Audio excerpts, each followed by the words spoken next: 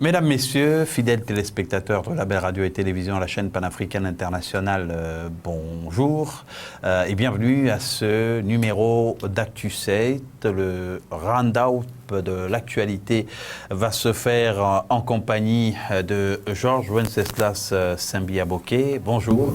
Bonjour Aziz et bonjour à tous nos auditeurs et à tous nos téléspectateurs. Et puis bon, c'est certainement l'occasion de leur souhaiter une très bonne fête de Saint-Valentin.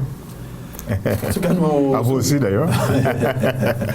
Nous ouvrons par le 34e sommet de l'Union africaine, 34e sommet des chefs d'État, qui a permis de faire le tour de points qui sont très chauds sur le continent africain, mais également d'évoquer la situation du continent en ce qui concerne la crise sanitaire du Covid-19.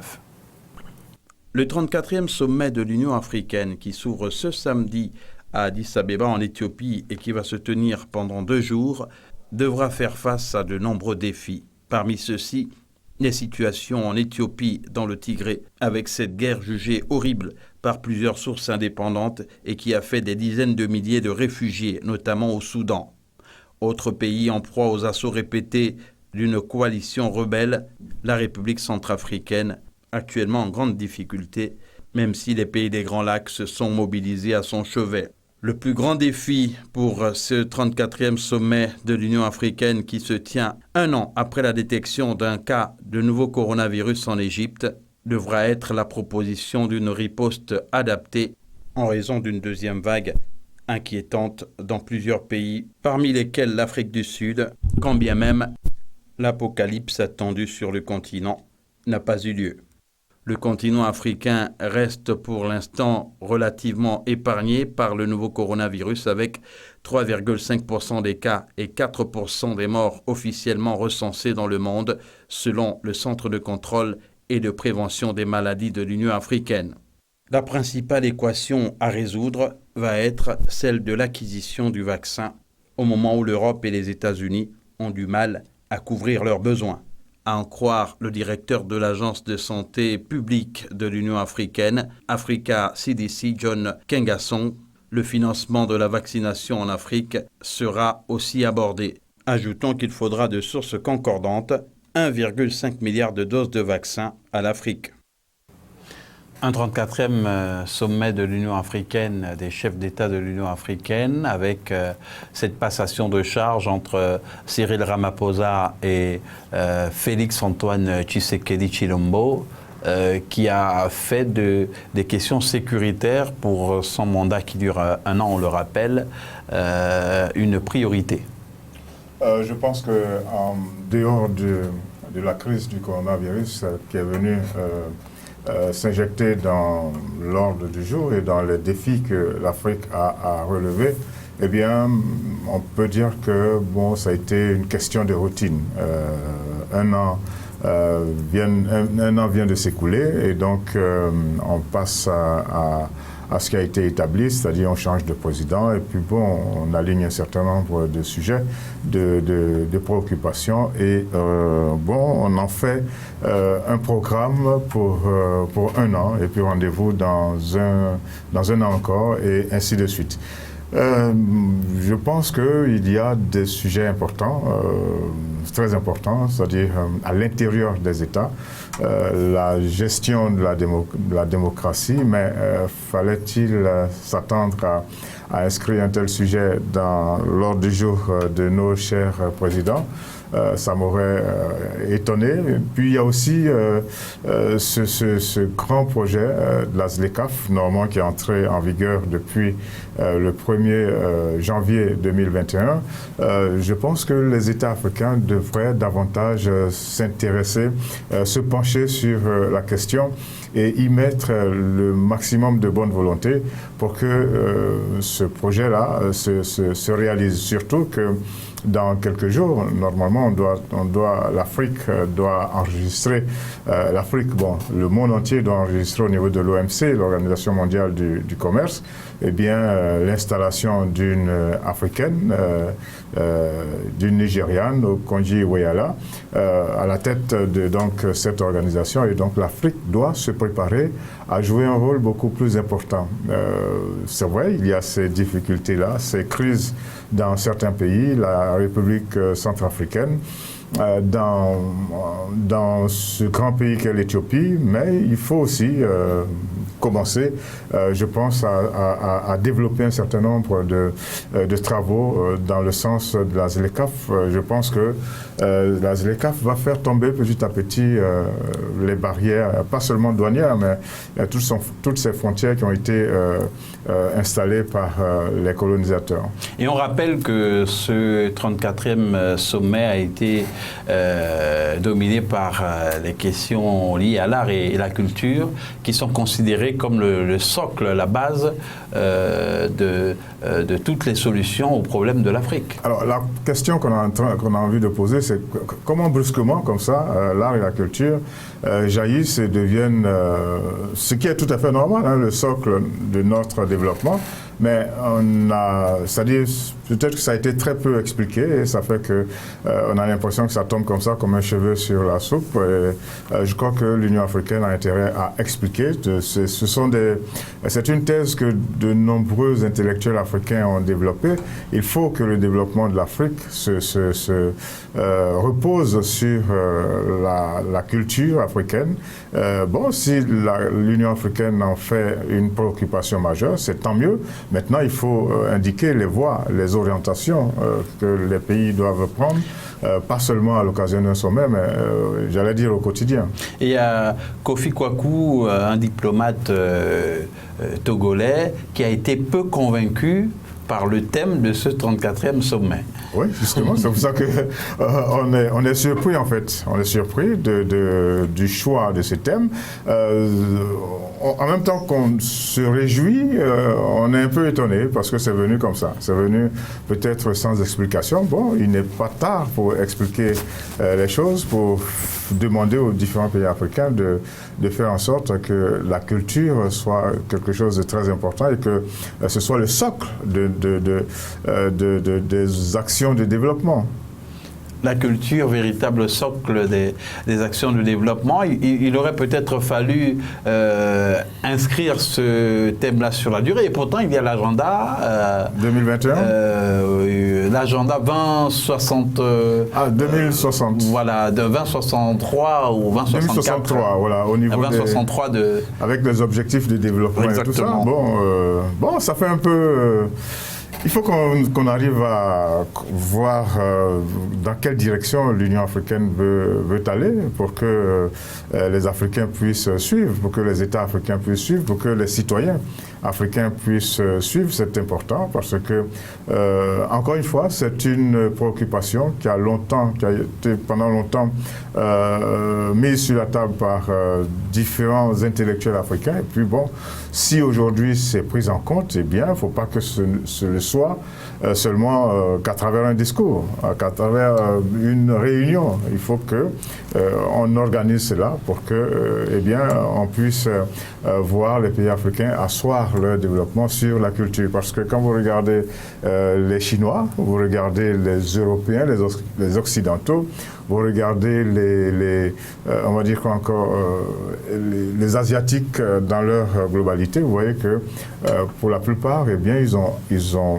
fait en sorte que le développement, eh bien, se fasse à partir de leur culture. Si vous faites un tour au Japon, vous allez ressentir, vous allez voir un pays très développé dans la finesse du développement, mais vous allez en même temps sentir de façon très forte, eh bien, les traditions, la culture japonaise. Et donc, si c'est cette voie-là que l'Afrique veut emprunter, c'est tant mieux.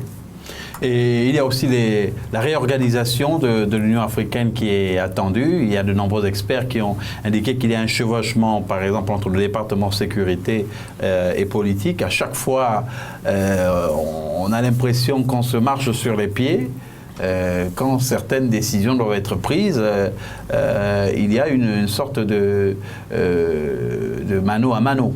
Mais bon, toutes les décisions, même, il n'y a pas que les décisions au niveau sécuritaire, même les décisions au niveau économique, santé, etc., ce sont des décisions qui sont prises par les politiques. Donc, forcément, les politiques se retrouvent au centre de... un peu comme des moyaux, au centre de tout. Et puis maintenant, bon, c'est à eux de dispatcher, d'orienter les choses. Et l'Union africaine a intérêt aujourd'hui à montrer qu'elle est devenue majeure, en commençant peut-être par faire en sorte que chaque pays paye sa quote-part au niveau du budget. On a appris il y a quelques années que l'Union africaine, le siège et tout ça n'était pas géré par les Africains. Bon, il y a eu ces rumeurs d'espionnage chinois et tout ça. On a été très surpris. Maintenant, il revient aux dirigeants africains, notamment à ceux qui ont la responsabilité d'organiser et de faire tourner, de faire fonctionner l'Union africaine, de faire en sorte que les Africains soient rassurés qu'on n'est pas une Union africaine pour le plaisir de l'avoir et qu'il y a une Union africaine responsable. Mais on a entendu des diplomates dire nous préférons 1000 fois être espionnés et être soutenus plutôt que le contraire. Et ça, c'est bien dommage. Et ça, c'est bien dommage. Il y a eu la question également de la stratégie de lutte contre le Covid-19 avec le centre de l'Union africaine qui est chargé des maladies, qui a élaboré une stratégie qui a fait un état de besoin qu'on est loin de remplir. On a envie de dire ouf, parce que ça fait maintenant 1 an que les Africains sont en train de se débattre. Chaque pays à l'intérieur de ses frontières, dès qu'il y a quelque chose, un pays, dès qu'il a une alerte, eh bien, il se barricade, il ferme ses frontières. On a déploré pendant 1 an le manque de coordination au niveau de la lutte contre le coronavirus. Des pays voisins n'ont pas pu se mettre ensemble pour ne serait-ce qu'organiser des visioconférences pour voir quelles sont les décisions à prendre. Parce que quand on est voisin, en général, on a à peu près les mêmes réalités. Et donc, si l'Union africaine se réveille, c'est tant mieux, surtout qu'on parle du coût des vaccins. Quels sont les pays qui en ont le plus besoin? Quel est le type de vaccin? Parce qu'il y en a plusieurs. Il y en a qui seraient plus efficaces que d'autres.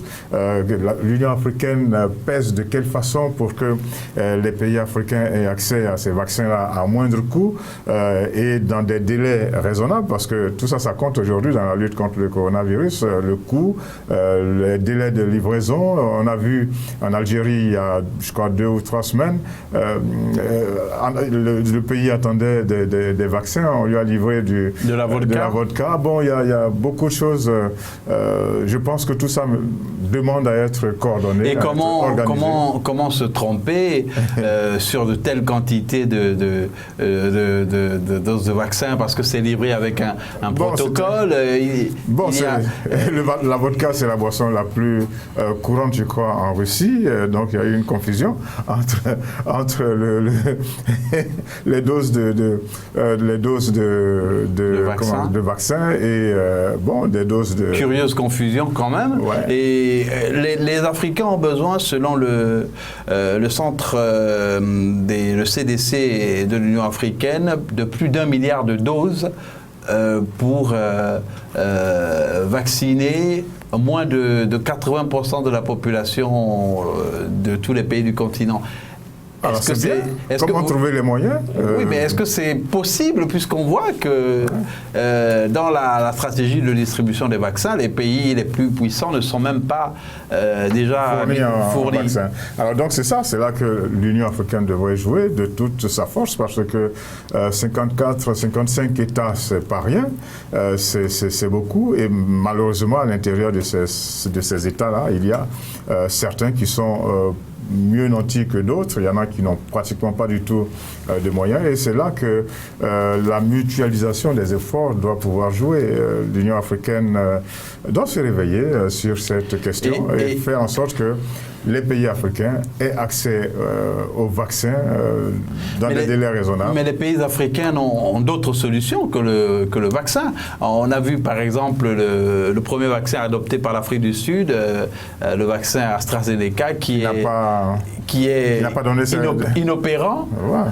Qui n'a pas donné de résultats probants. Bon, c'est des choses qui arrivent dans le cadre des vaccins. Donc, en plus, à propos du vaccin, le monde entier tourne dans une formule d'urgence.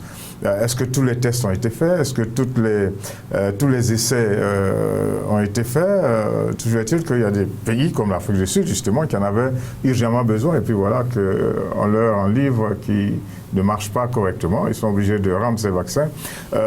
Bon, ça fait un peu pagaille et ça oblige l'Union africaine à jouer son rôle, un rôle de bon médiateur pour les pays africains, faire en sorte que ceux qui en ont le plus besoin l'aient dans les meilleurs délais. Et avec des coûts, à des coûts raisonnables. Et nous avons, avec cette deuxième vague de Covid-19, plusieurs décisions qui ont été prises par les États, un peu comme au mois de mars. Certains ont décidé pas de se barricader totalement, mais de réduire les contacts avec les autres pays. C'est le cas du Gabon, avec le gouvernement qui a décidé d'une batterie de mesures pour renforcer celles qui existaient déjà, avec cette conférence de presse animée par le gouvernement le 12 février dernier. Il y avait la première ministre Rose Christiane Soukara-Ponda et les autres membres du gouvernement, le ministre de l'Intérieur et de la Santé. Le couvre-feu a été ramené à 18h, de 18h en vigueur de 18h à 5h du matin. Il y a les vols internationaux également qui sont ramenés à 2 vols commerciaux par semaine. Mais en ce qui concerne le couvre-feu, ce qu'on a observé déjà dans les grandes artères de la ville, de la capitale Libreville, c'est que il y a un effet peut-être contraire, c'est-à-dire qu'au lieu que les gens respectent la distanciation physique, à l'approche de l'heure du couvre-feu, ça s'entasse et ça se bouscule pour essayer de rentrer à la maison. Alors, il faut dire que hier, parce que hier, samedi 13 février 2021, était le premier jour d'entrée en vigueur de ce couvre-feu-là. Bon, il faut dire que c'est hier et certainement aujourd'hui, il faut considérer ces jours-là comme des jours d'adaptation, de rodage, parce que il y en a beaucoup parmi les citoyens qui se sont laissés surprendre. Vous êtes en train de vaquer à vos occupations et puis tout d'un coup vous vous rendez compte qu'il est 17h et que vous êtes à 60 minutes de l'heure du couvre-feu et alors tout le monde se rue dans la rue pour voir comment attraper un moyen de transport et rentrer chez soi.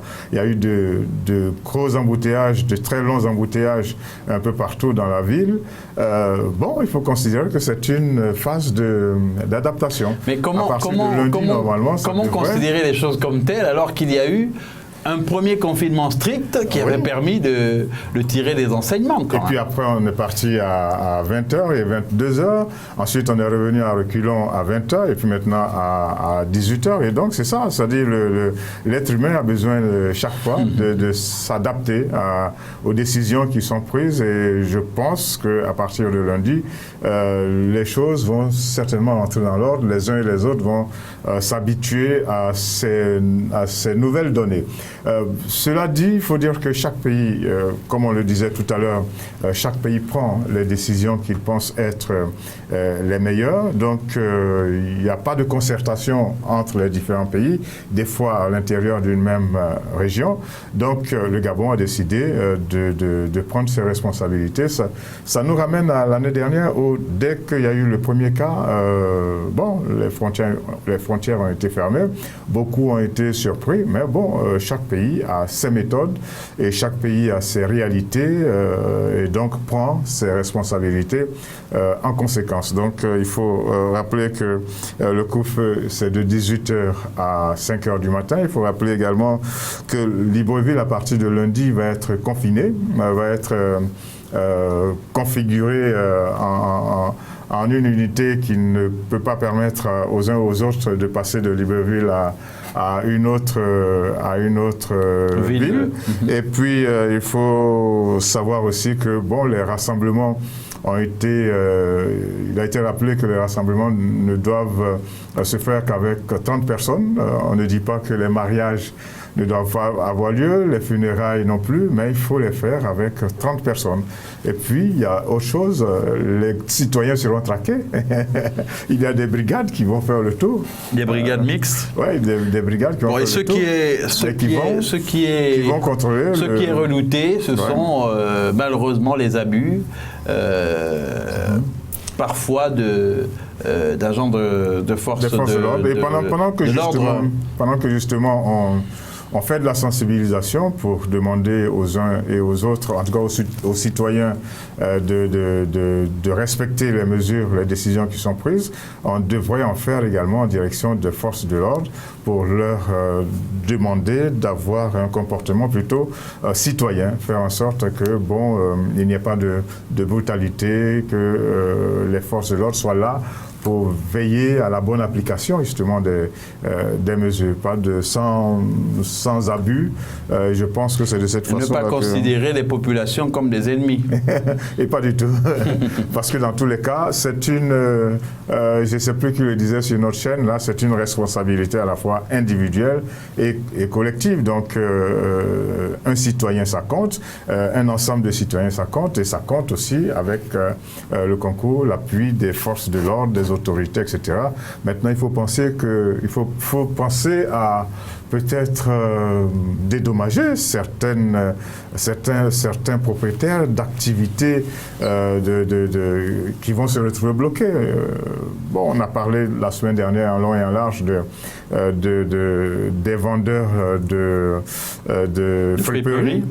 Alors, comment ça va se passer? Ce sont des gens souvent qui occupent des locaux, qui payent des loyers. Donc, leur activité est fermée.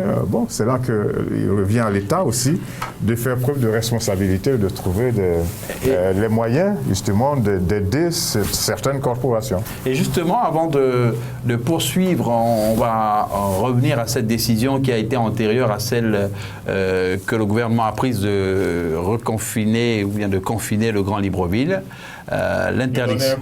Un coup de vis. Un nouveau tour de vis. Il y a la décision du maire de Libreville, la capitale du Gabon, Eugène Mba, d'interdire temporairement la vente de friperies. La vente de friperies ou linge usagé venu d'Europe et d'Asie a été interdite à Libreville depuis lundi par le maire de la commune.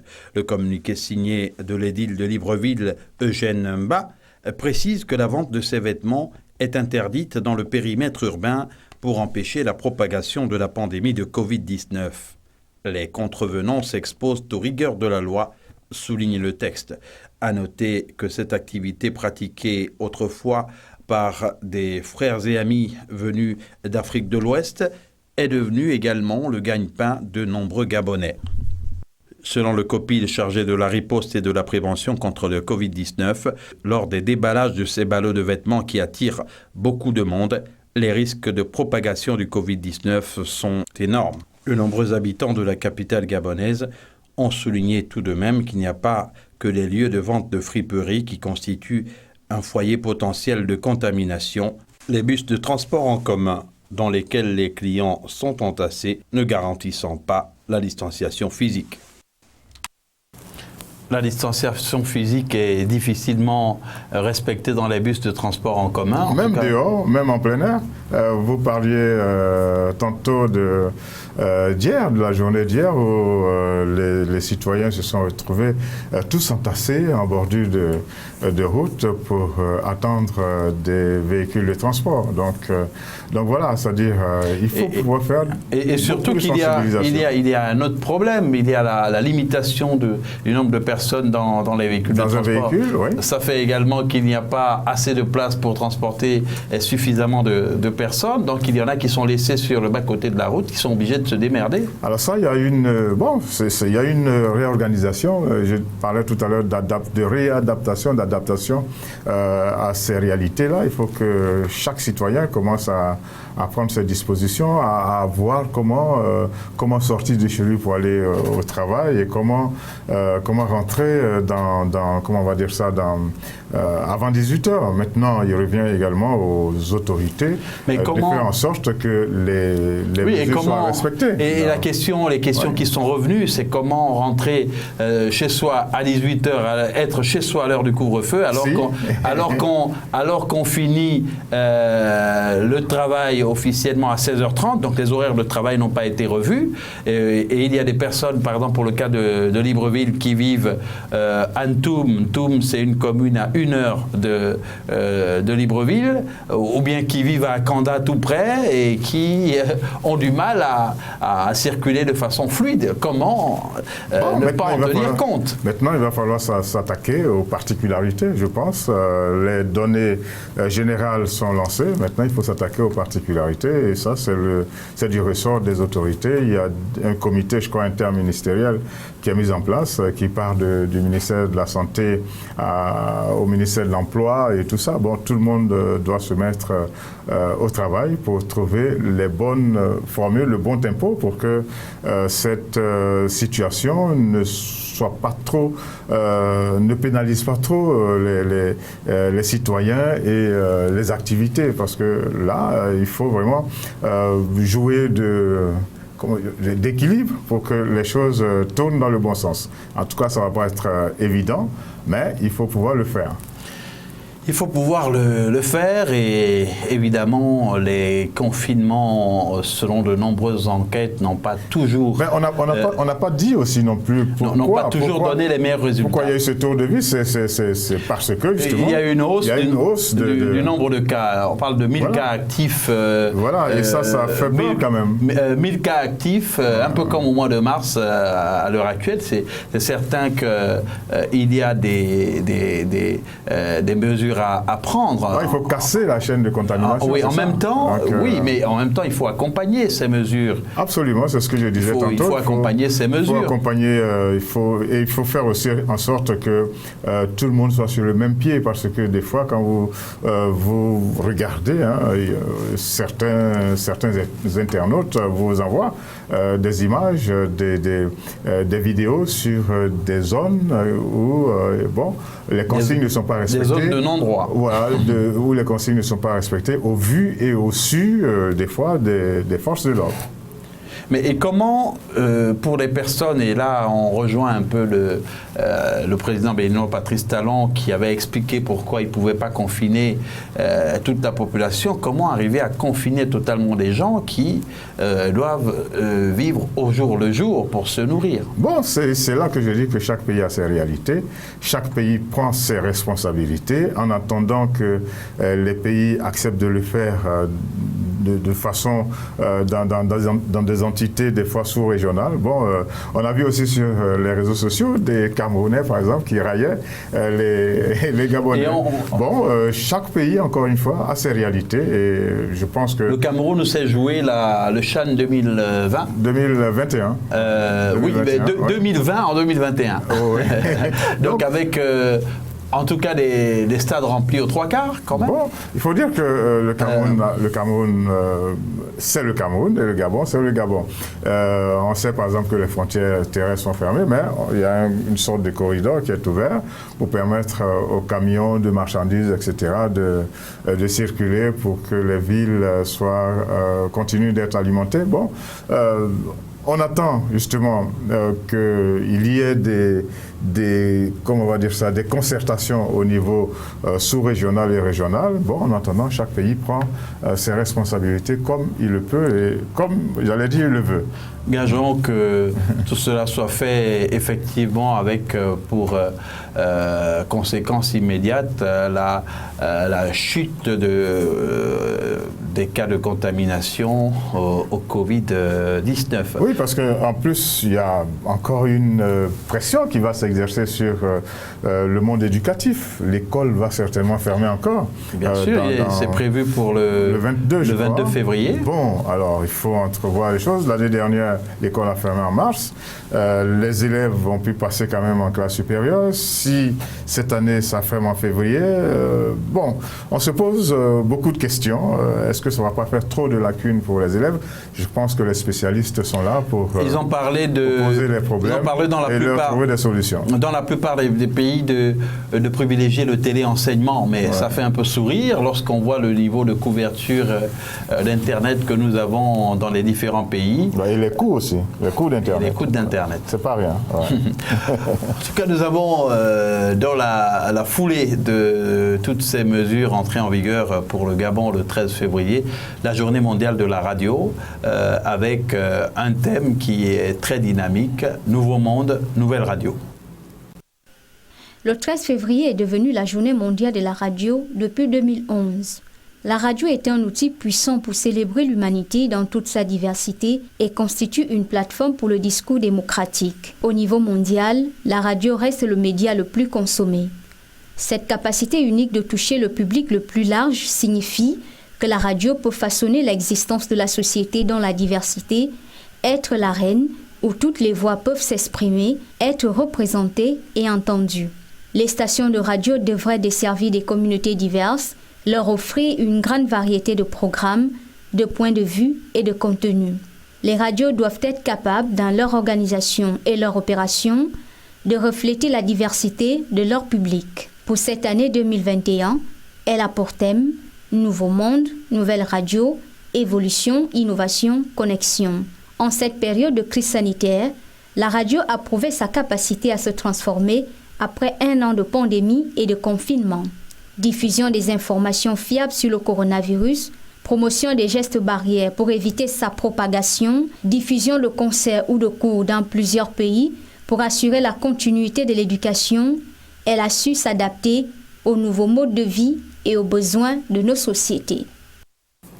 La radio, mass média de l'instantanéité, la radio, ce compagnon des villages, des différents coins reculés du continent africain, et la radio, ce mass média à laquelle les Africains sont très attachés. Absolument. Vous savez que l'Afrique, c'est le continent de l'oralité et la radio n'est pas loin de cela.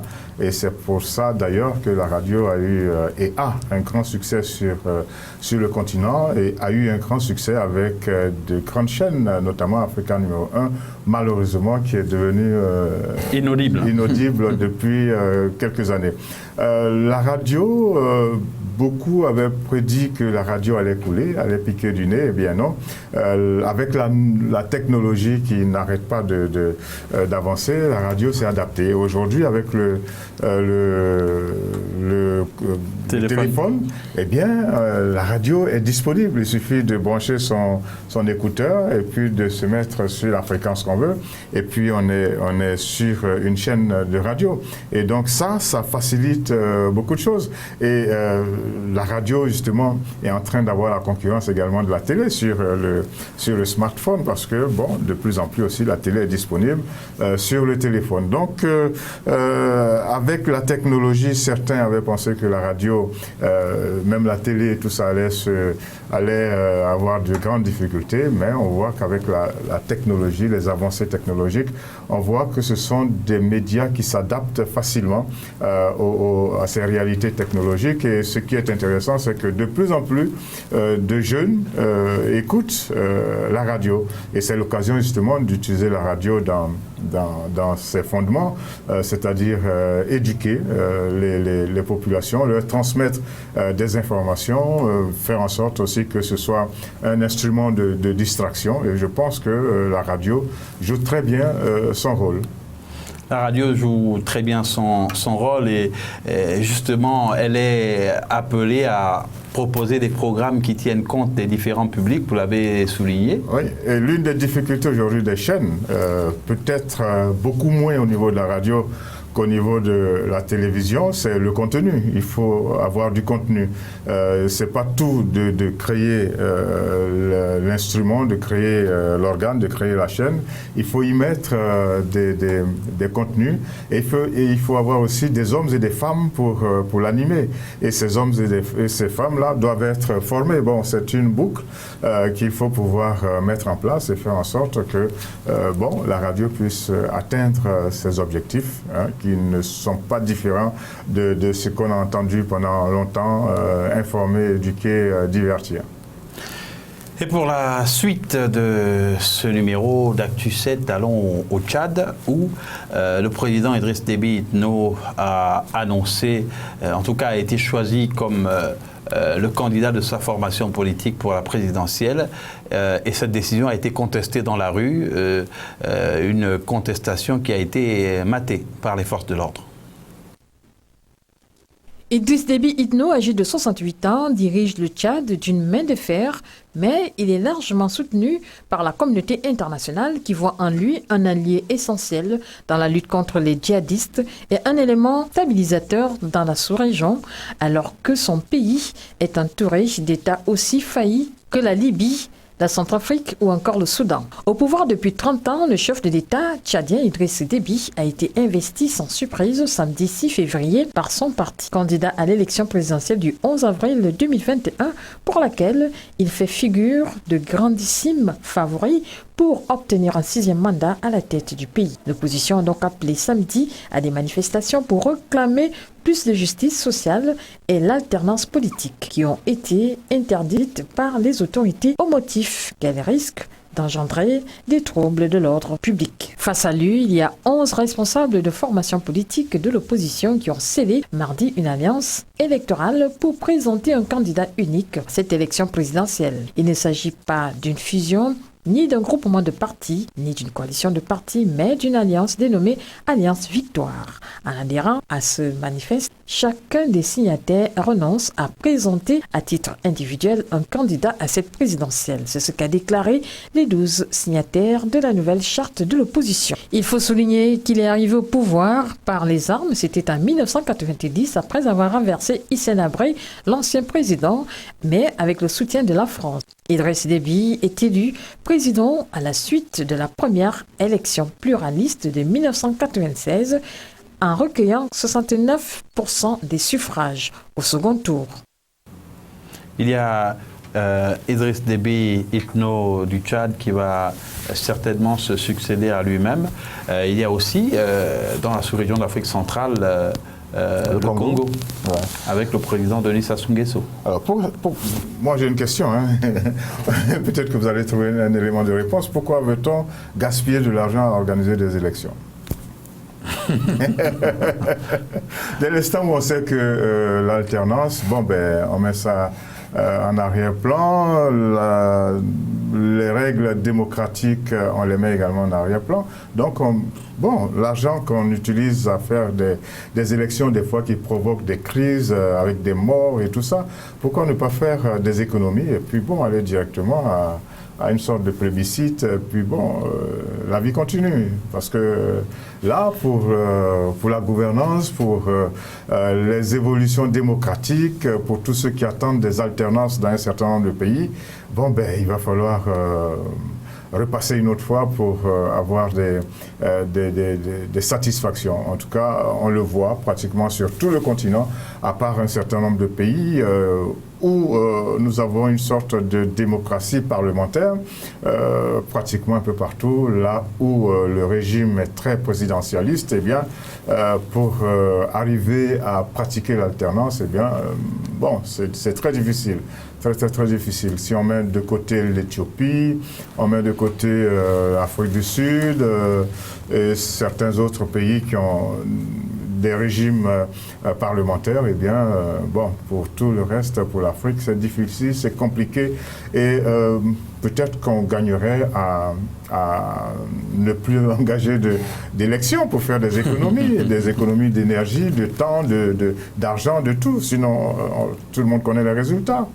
Voilà. Tout le monde connaît les résultats à l'avance, mais c'est en tout cas un jeu démocratique auquel participe l'opposition, même si au Congo, enfin entendu comme démocratique, et au Congo, il y a le jeu démocratique, ça nous renvoie à un certain nombre de critères qu'on ne retrouve pas là. Et c'est peut-être parce que ces critères, du point de vue du parti panafricain de Feu Pascal Lissouba, que cette formation politique a décidé de ne pas présenter de candidat. Il y a certains qui disent qu'il ne faut pas pratiquer la politique de la chaise vide, mais quoi faire? Quelle est la solution? On sait qu'on va à une compétition, on sait qu'on ne va pas la gagner. Faut-il y aller quand même?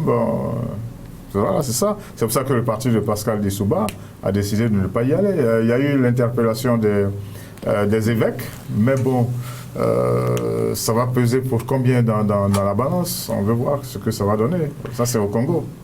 Au Congo et au Tchad, il y a eu des interpellations d'opposants. Oui. Et l'opposition qui a décidé de constituer un bloc, est-ce qu'on va dire c'est un désespoir de cause? Est-ce que c'est très stratégique? Bon, toujours est-il que l'opposition a décidé de constituer un bloc. Malheureusement, de confier ce bloc-là à un responsable politique que certains qualifient de novice. Bon, c'est pas du tout facile la pratique de la démocratie dans nos pays. En tout cas, il y a au Tchad beaucoup de problèmes, mais il y en a aussi au Mali, même si la transition se poursuit. Il faut que la classe politique se mette d'accord sur les critères, sur les bases pour aller à une élection apaisée. Et donc, le Premier ministre a rencontré les acteurs politiques pour se mettre certainement d'accord. Au Mali, le Premier ministre du pays a réuni toute la classe politique. Une rencontre capitale attendue depuis plusieurs mois. Les politiques évincés lors de la mise en place des 3 organes de transition font l'objet aujourd'hui de toute l'attention des autorités de la transition. Cette première rencontre a été l'occasion de faire le point sur l'achèvement, la mise en place de l'architecture institutionnelle de la transition avec l'installation du Conseil national de transition. Ainsi, le Premier ministre a donc informé que le gouvernement présenterait dans 8 jours devant cet organe législatif un plan d'action gouvernemental. Selon le Premier ministre, une transition réussie signifie un climat politique apaisé, un environnement social serein, une économie qui se développe et un pays qui est en marche. Pour leur part, plusieurs politiques ont insisté sur la réforme politique inclusive. La question de la création d'un organe unique chargé de l'organisation du processus électoral a été largement abordée. Prenant part à cette rencontre, le dernier ministre des Affaires étrangères du régime d'Ibrahim Boubacar Keïta, Tiebele Dramé, a insisté sur la nécessité d'une réforme totale du système électoral en cours au Mali.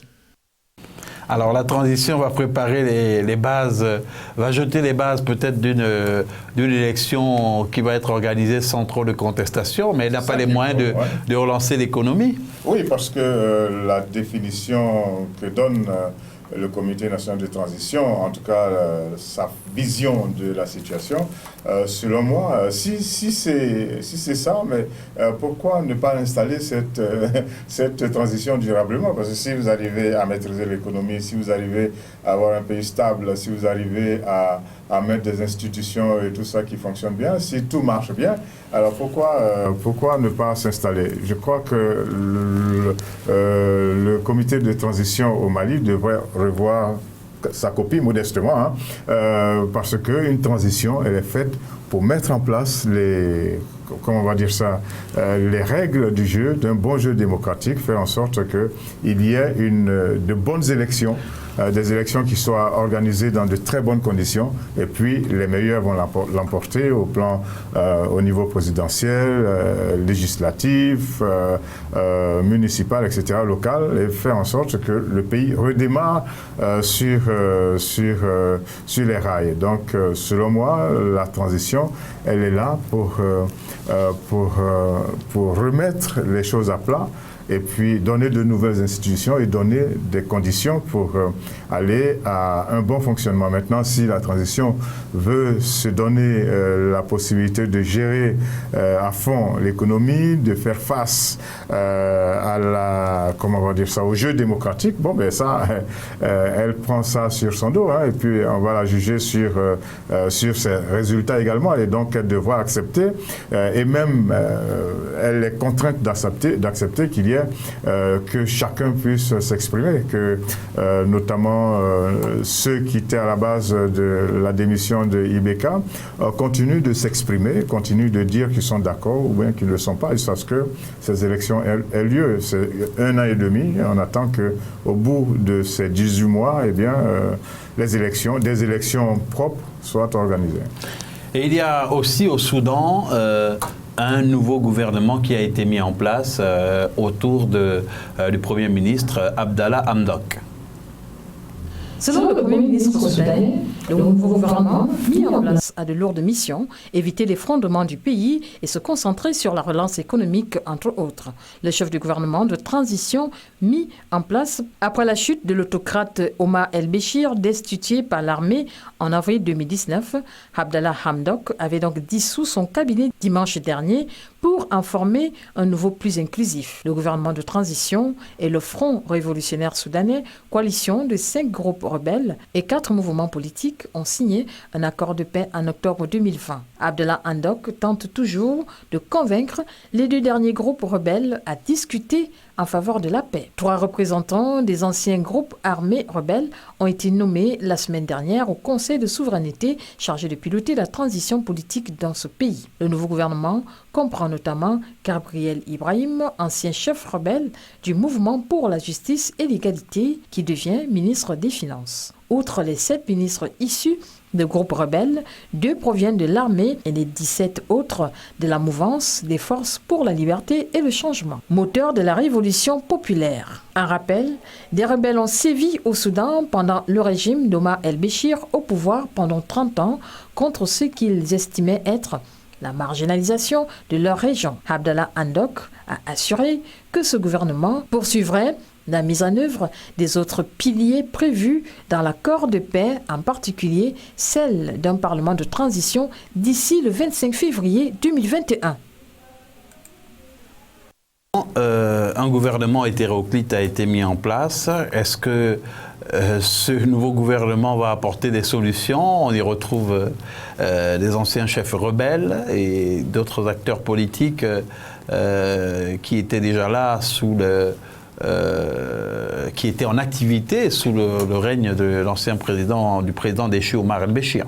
Oui, on n'utilise pas tout le temps le mot transition, mais le Soudan est en pleine transition.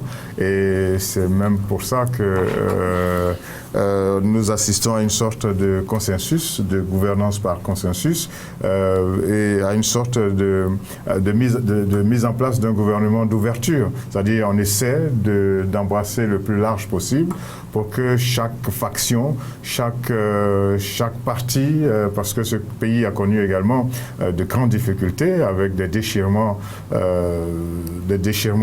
sanglants, eh bien ce pays a besoin petit à petit de se retrouver. Donc on fait appel aux responsables des différentes factions, faire en sorte qu'il y ait une grande ouverture, que la transition, même si on n'en parle pas, on n'utilise pas ce vocable tout le temps, que cette transition continue d'avancer. Il est question de remettre les choses en place et puis ensuite le jeu démocratique véritable va se jouer. C'est une phase transitoire. Et en ce qui concerne la lutte contre le Covid-19 et ses conséquences sur l'économie, ça c'est pour la boucle, on note que le fret aérien en Afrique, le secteur du fret aérien se porte mieux et que malgré tout, par rapport à ce qui se passe dans le secteur dans les autres continents et notamment en Europe, l'Afrique s'en sort mieux. Le fret aérien survit à la crise sanitaire du Covid-19 mieux que le côté passager de l'industrie. Pour plusieurs compagnies aériennes, le fret aérien est devenu en 2020 une source essentielle de revenus malgré la faiblesse de la demande. L'IATA, l'Association internationale du transport aérien, qui regroupe quelques 290 compagnies aériennes, vient d'annoncer que les transporteurs d'Afrique, avec 2,4% de part du marché mondial de fret international, détiennent maintenant le même volume que les transporteurs d'Amérique latine. En 2020, les transporteurs d'Afrique ont réalisé la plus forte croissance internationale de toutes les régions du monde. Pour le seul mois de décembre, la demande internationale, mesurée en tonnes-kilomètres de chargement, a augmenté de 6,3% en glissement annuel. La performance des transporteurs africains, quoique marginale, a été soutenue par le dynamisme de l'activité sur le corridor Afrique-Asie. De leur côté, les transporteurs du continent sud-américain ont enregistré une baisse de 20,3% des volumes de fret international.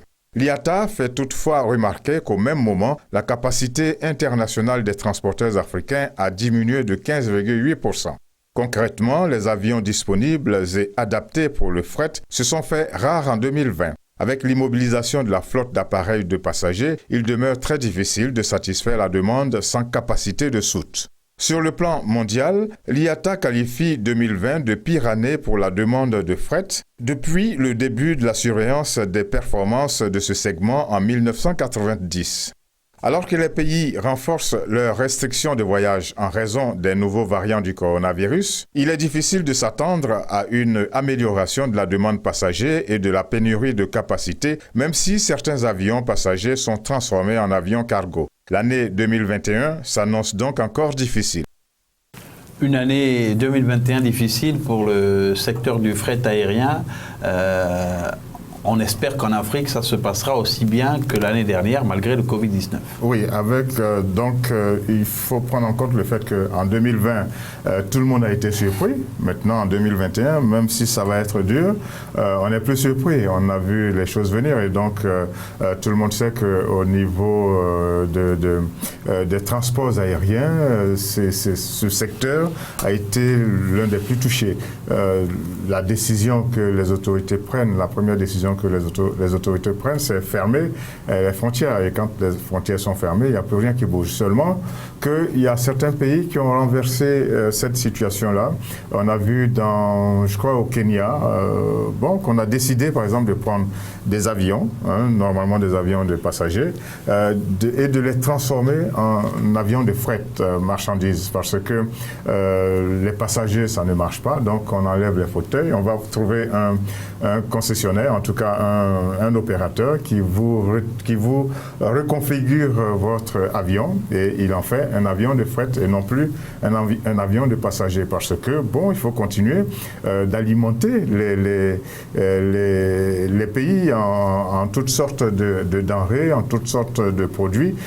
Par bateau, c'est long et des fois, les bateaux qui sont contraints aussi de respecter les mesures barrières, eh bien, les choses sont encore plus longues et donc on se rabat sur ces avions-là. Et c'est ça qui a fait le bonheur justement du fret aérien africain.